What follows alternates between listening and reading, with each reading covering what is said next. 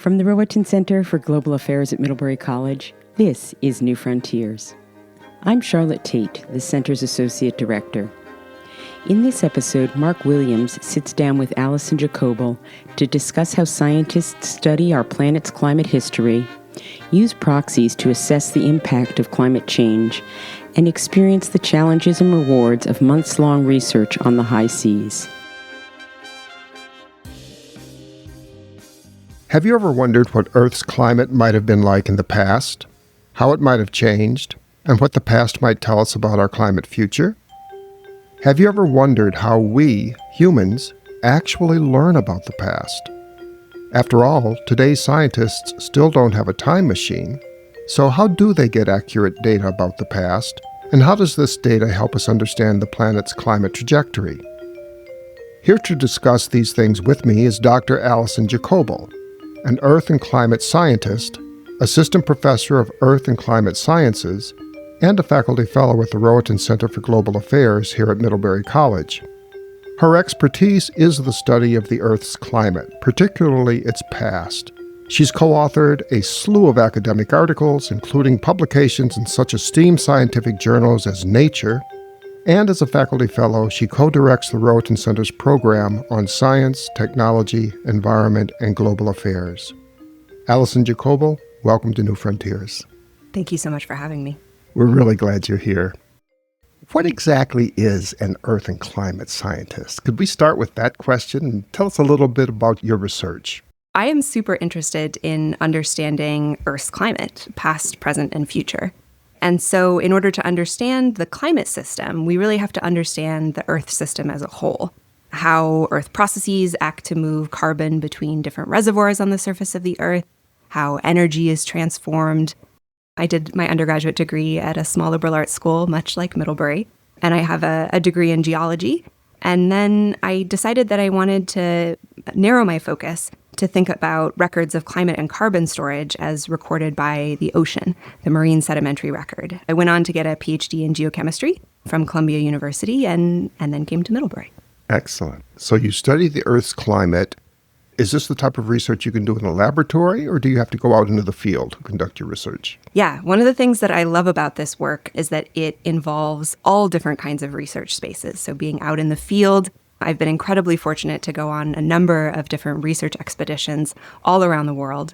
There is also a lab component to my work and also a modeling component. One of the things I love about it is that, I get to sample a little bit of everything. Indoors and outdoors. Absolutely. So that brings us to the research cruises that seem to be an important part of your academic research. And as I understand it, these are research cruises that can last sometimes several months.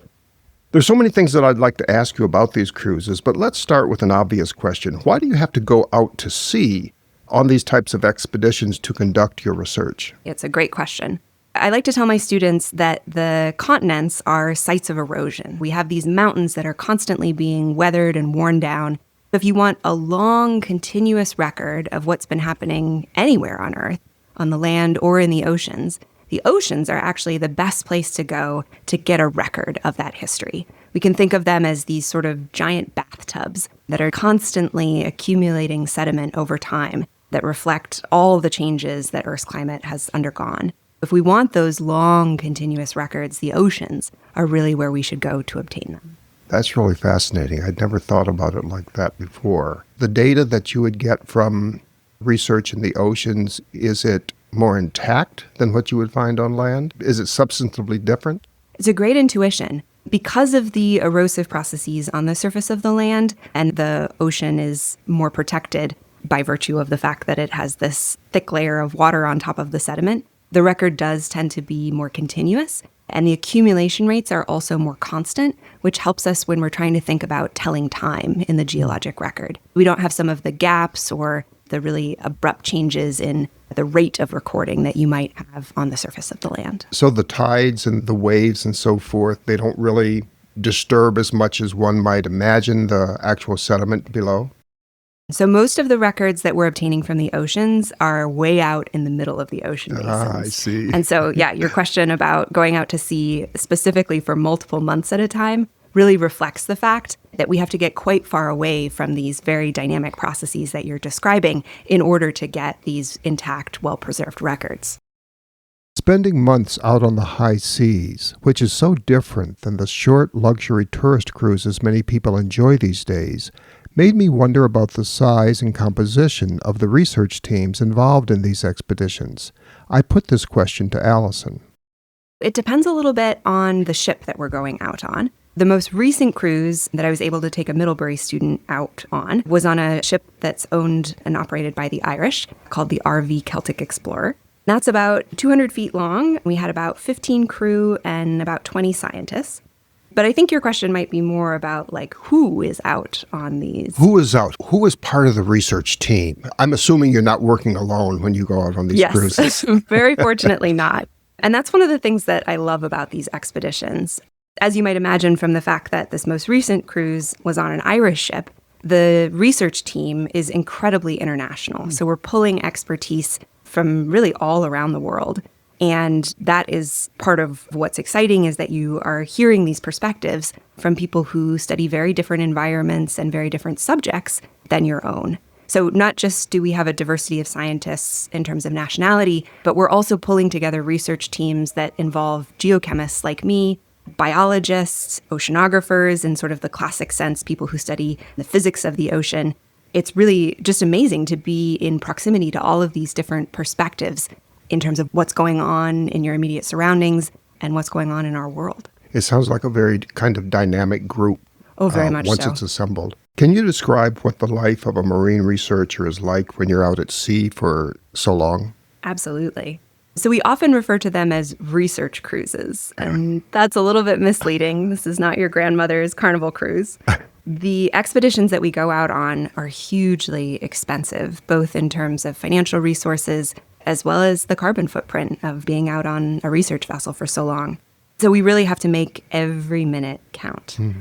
We have operations going on the ship 24 hours a day, 7 days a week for the entire duration of these expeditions. So this is not an 8-hour workday when you're out on the ship. We wish. By the end of it, we are definitely ready to go back to that.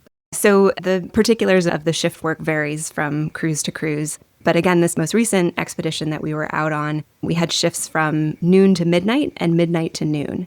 You often will share a cabin with somebody who's on the opposite shift. So you sleep when they're working, I see. and they're asleep when you're working. We're trying to optimize. Every day is jam-packed with something different. Every participant is involved in every aspect of the research process. It doesn't matter if you're a geochemist, you're out there helping the biologists to sort the organisms that we've brought up in the dredges or off of a remotely operated vehicle. There is absolutely no downtime. It really does sound not just intriguing, but it sounds exciting, the kind of work that you're conducting. Yeah, absolutely. I mean, don't get me wrong. In real time, it is utterly exhausting to be going continuously for sometimes months at a time. But the work is so exciting, and to be part of making meaningful contributions to not just your own research, but also somebody else's research just really helps keep the adrenaline going and the motivation strong. Thank you. You had mentioned that you were able to take a student with you on one of the recent cruises.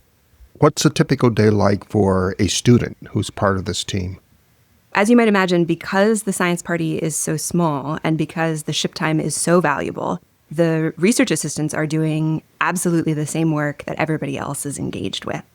And that means there's a lot of learning on the job. Mm-hmm. So learning by watching, learning by doing, making mistakes, and being gently corrected, because there's no time for standing on the sidelines.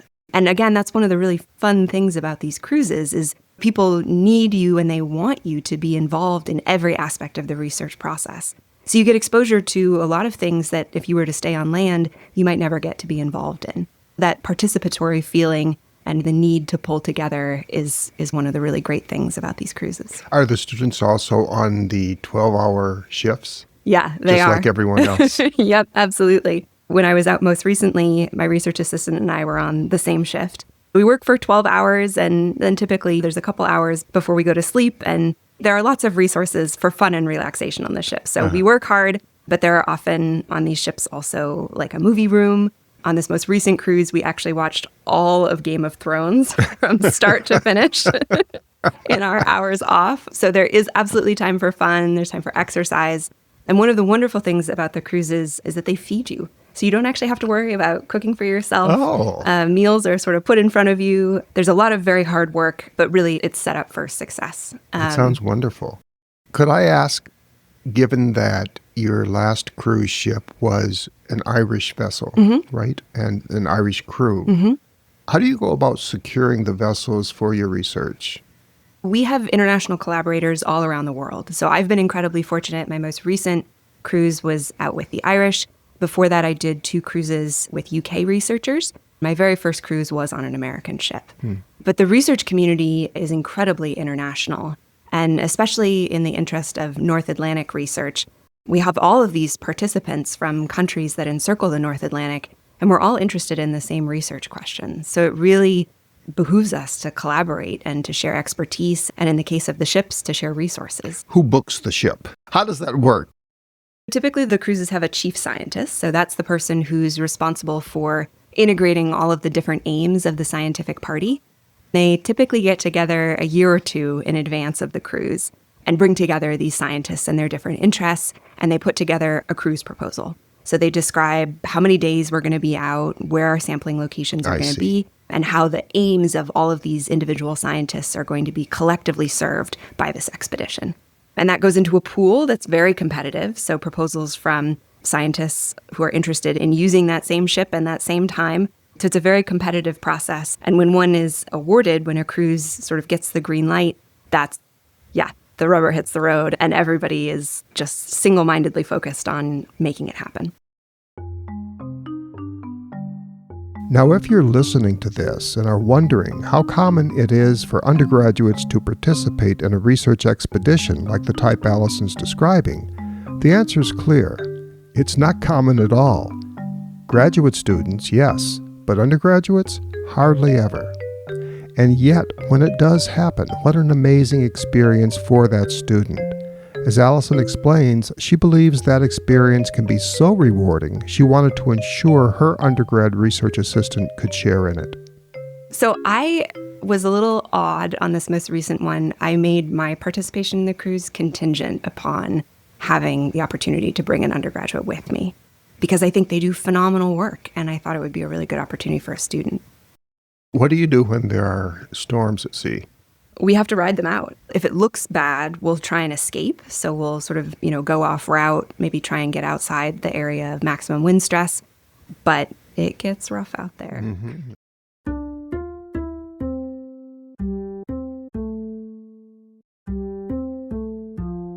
Allison, when you think about these expeditions, what's proved to be the biggest challenge in doing science at sea?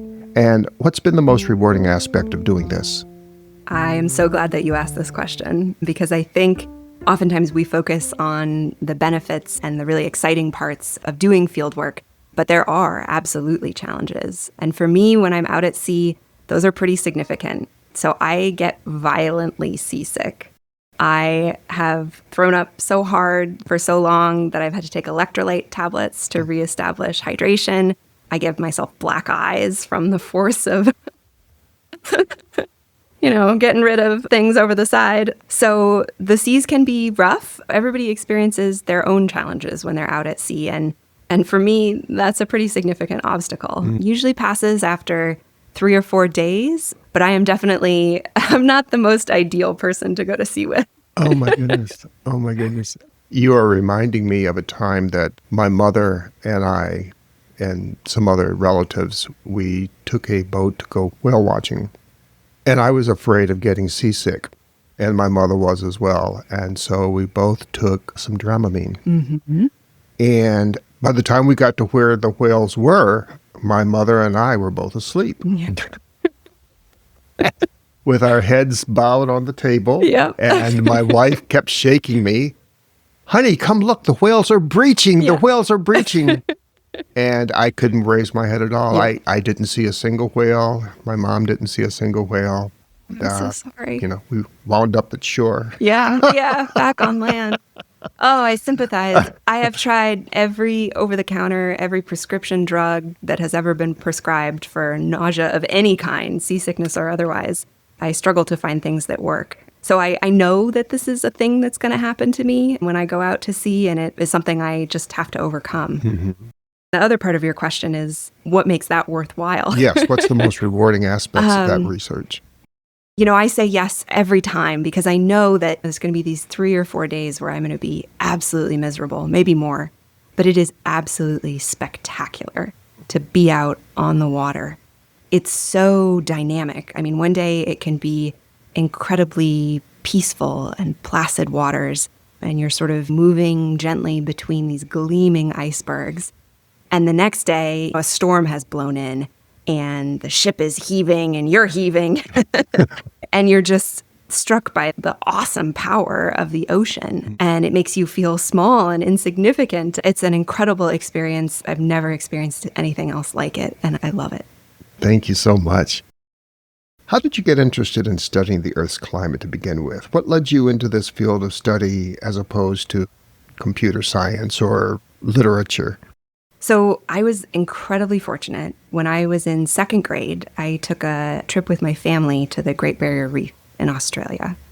And as you can probably tell from my general sense of being mesmerized by the ocean, I was just blown away by the beauty of the Great Barrier Reef and the biological diversity of organisms and the interconnected nature of the ecosystem. And I was just enraptured. The more that I learned about the reef, the more I learned about the impact that anthropogenic warming and CO2 emissions were having on the reef. And it just broke my heart. I wanted to do something that would enable me to understand and hopefully ultimately to help. Mm-hmm. Thank you. Let's shift gears and focus on the most recent expedition that you've been speaking about. Where did that particular cruise go, and what kinds of data were you seeking? And finally, what kinds of questions were you looking to address by gathering that data? So we were out at sea for 30 days. We left from a small fishing town in Ireland called Killybegs on the northeastern part of the coastline. From there, we went north, up, to just south of Svalbard, so like 75 degrees north. From there, we went over to the east coast of Greenland and then down along the margin, which is where we saw the gleaming sculptures of ice, the icebergs.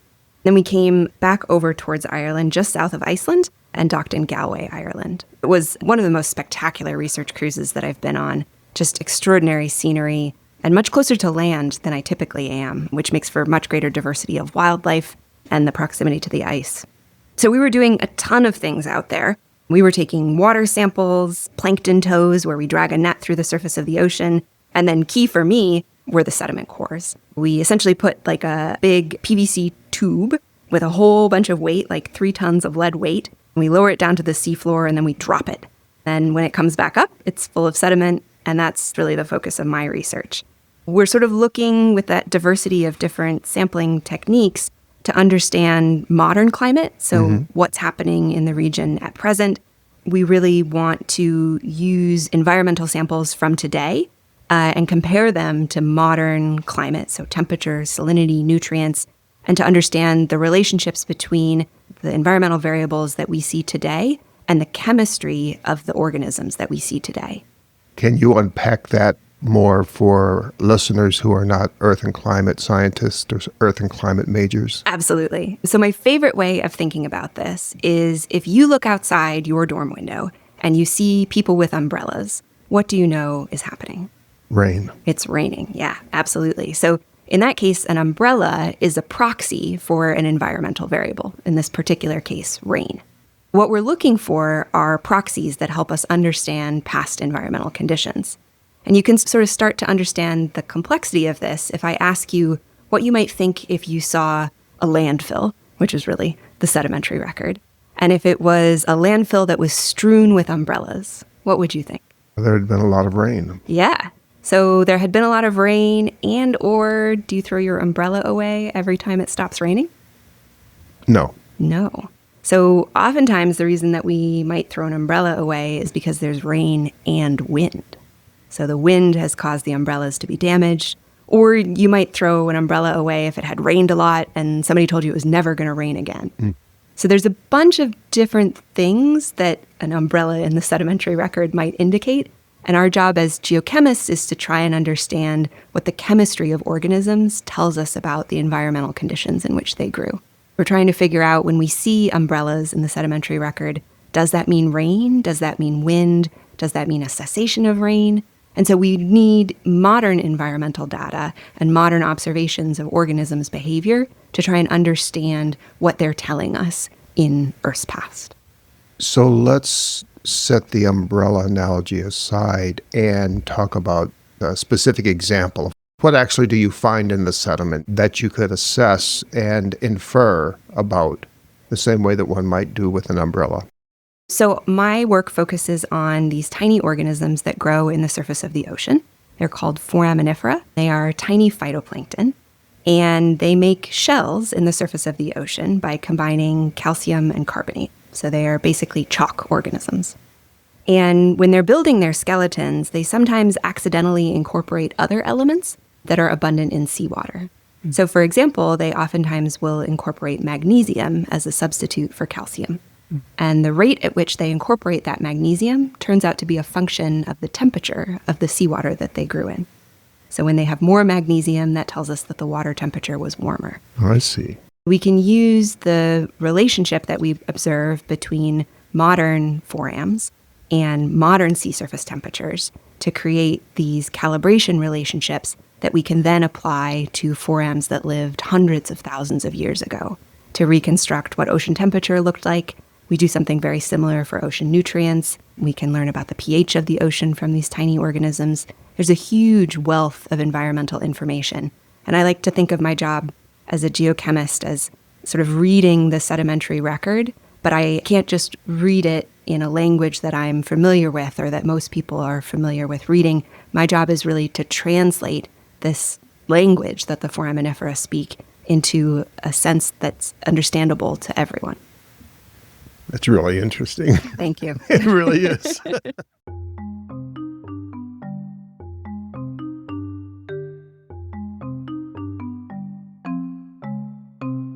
Perhaps you've already started to answer the question I'm about to ask, but we'll give it a shot. Can you talk a little bit about how understanding the planet's past, its climate past, can help us understand the current climate crisis? Yeah. So I think understanding the paleo record, these pages of the book that the sedimentary record represents, are really important for giving context to our present moment. The climate record tells us about what Earth has looked like in the past, what have been the coldest times, the warmest times, what typical rates of change are, and what natural patterns of variability look like. And so if we can understand what's sort of normal or part of Earth's history in the absence of humans, we can better contextualize our present moment and humans' role in it. Ultimately, what much of my work is aimed at doing is not just understanding what the temperature was like 100,000 years ago, but what the processes were that moved us from a glacial climate when Vermont was covered by a mile of ice 20,000 years ago to today. And if we can better understand those mechanisms and those processes, we can better understand where anthropogenic CO2 emissions are likely to take us in the future.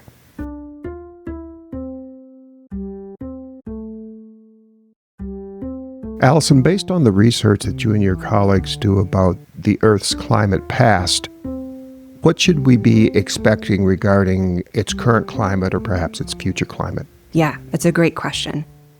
So a lot of people say Earth's climate has always been changing, and that's very true. We have these cyclic patterns of interglacials like the one that we're in right now, these warm periods, and glacial periods. And actually, based on the drivers of Earth's climate, we should be headed for another ice age right now. So as you know, we are far from that in our present moment. CO2 concentrations haven't been this high for somewhere between 3 to 5 million years. Wow. So we are well outside of the normal range of variability. The last time CO2 concentrations were this high, the average temperature of the Earth was about 4.5 to 7 degrees Fahrenheit warmer, and sea level was somewhere between 20 and 80 feet higher than it is today. So we know that what we're experiencing right now is not part of Earth's natural variability. And based on reconstructions from Earth's past, we can make some predictions about what temperature and sea level might look like in the near future. But we need more research to understand rates of change and really the full magnitude of the impact that we're having on our planet.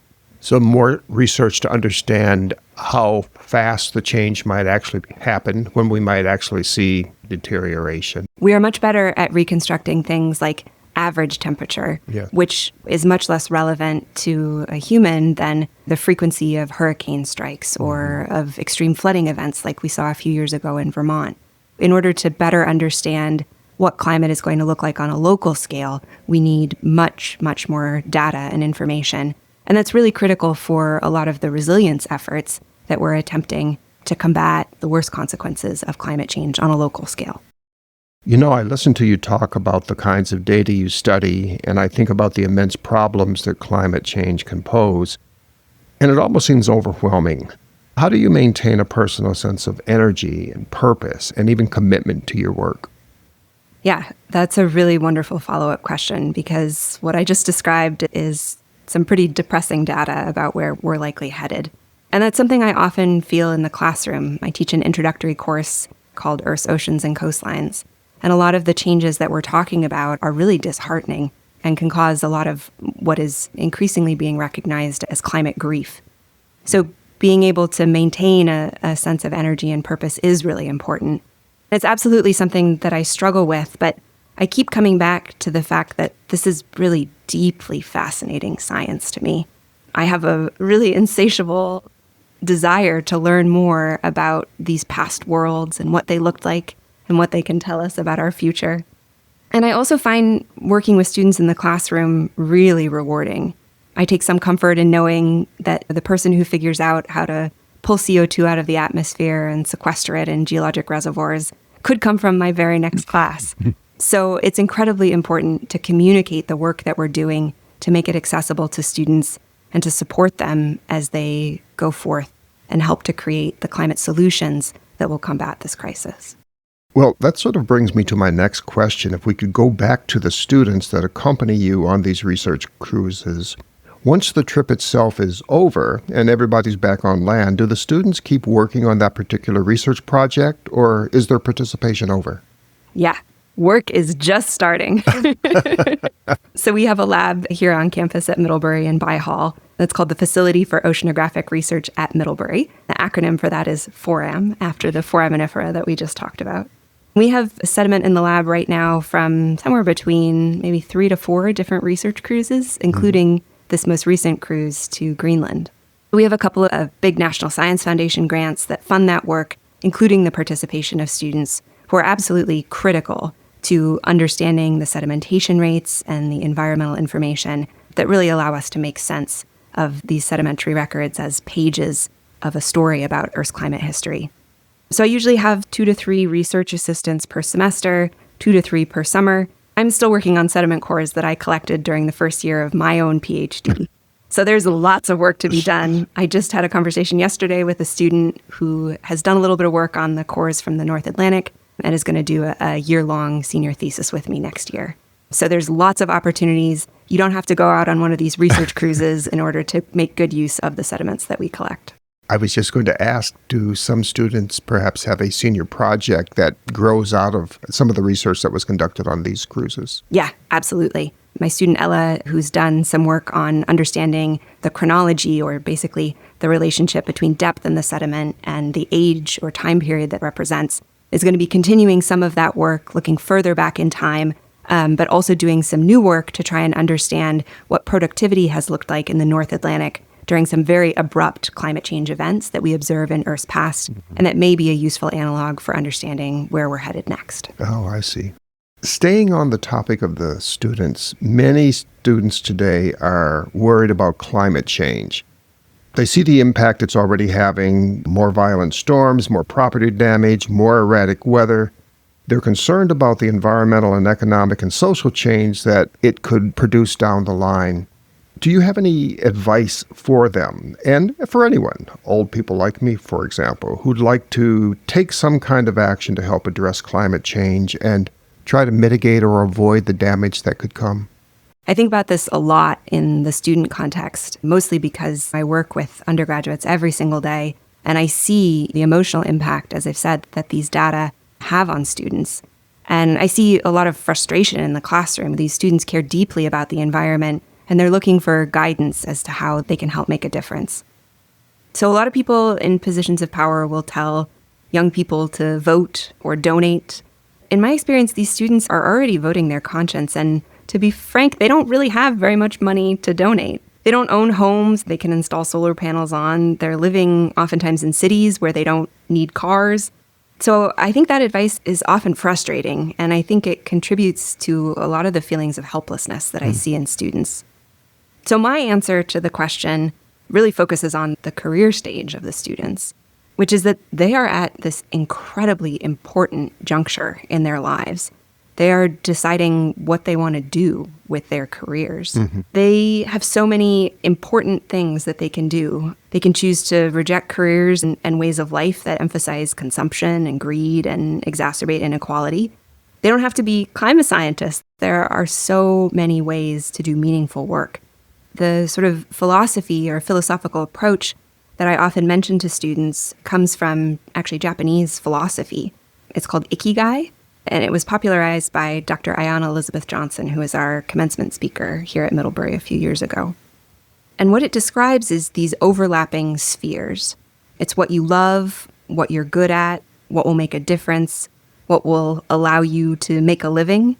And really, in my mind, the work of being a student at a place like Middlebury is figuring out how those spheres overlap and how they can choose a career that is squarely at the center of their personal circles. So students have a real opportunity to contribute to making the world a better place, whether that's helping to implement climate-smart policies, design engineering solutions, support resilient communities, or help people who are experiencing climate injustice. So I ask my students, and I know it's a big ask, but to make really a lifelong commitment to combating the climate crisis by choosing careers that will do good. I think that's the best way to make a significant and long-lasting impact. It's much more meaningful than recycling or making purchasing choices as a consumer. And these students are really ideally positioned to do that. We have so many incredible resources here at Middlebury for helping students to find the intersection of those spheres and to really help set them up for success and to do good for the planet. So I hope they take me up on that. Well, this has been a really fascinating conversation. I really appreciate you stopping by and visiting us here on New Frontiers. Thank you very much, Allison. Thank you so much for having me. It's been a real pleasure. Allison Jacobel grew up in the small two-college town of Northfield, Minnesota.